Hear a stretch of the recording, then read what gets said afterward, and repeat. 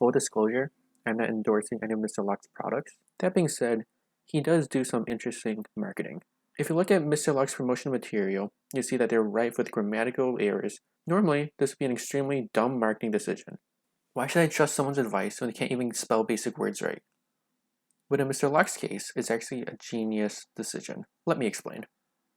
Dan Locke's whole sales pitch is that he, a completely average human being of no exceptional talent, was able to achieve immense success. The lack of grammar plays into the character he's selling, one who can't do the most simple task. This turns the message from, why should I trust someone who can't do simple things, to, with someone who can't even do their own logic and make this much money, I can too.